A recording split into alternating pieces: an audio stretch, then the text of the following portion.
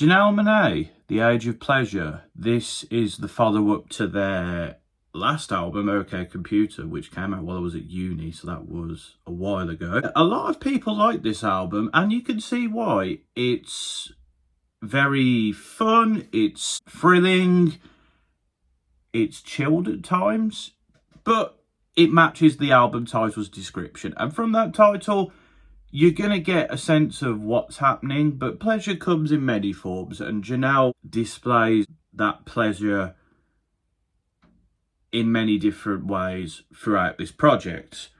I mean, from the singles, I had an idea that I was going to enjoy this record. Flow is a very sort of chill sort of start to the record, brings along the themes well, gets you in the mood. Lipstick Lover and Water Slide, I think, are both really fun, sort of straight to the point singles, full of sort of innuendo. Well, not innuendo, it's basically straight up telling you what's going on.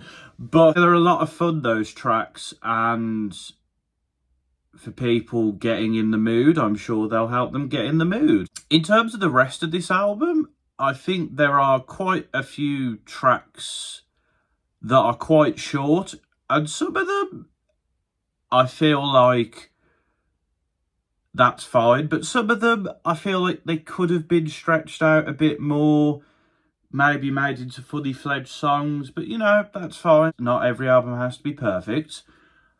But I think what I like the most about this album is the blend of genres. Like, you have a bit of pop rap, you have R&B, you have Afro beats, you have soul, you have some dance pop elements as well.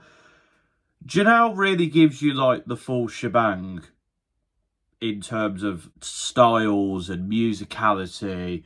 And the themes are fairly similar. It's very much an album of pleasure and enjoyment and having fun in the moment with a special someone or just within yourself. And I think it just does that theme very well, and it puts it across, and it doesn't overstate things at all. And this is a very tight 32-minute album, so it gets across what it needs to in a shorter space of time. Could it have had more tracks? Potentially. Maybe, as I said, extend some of those shorter tracks a bit. But I feel like there's not really anything missing from the record, if you know what I mean. You could make the tracks a bit longer here and there, but it's not like, oh, one or two more could have done for me. Now, some people disagree with me on that, but that's just my personal opinion. I will say as well, this album grew on me a lot. The first time, I thought this was enjoyable, but it didn't quite hit me. But the second time, I got the vibes a bit more.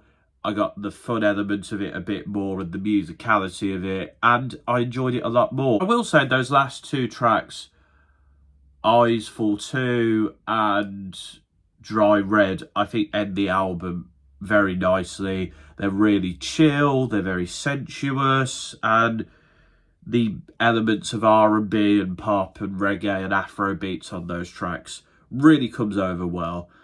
And yeah, this is just a fun album. I understand the hype of it. Personally, it's not my favourite album of the year, but I can understand why it would be somebody's favourite album of the year. I think it's a very good album. It's a very fun record. I think it takes the theme and does a good job with it. And yeah, Janelle Monáe once again showing why they are such a talented artist. And was the wait worth it? Yeah, I'd say the wait was worth it personally.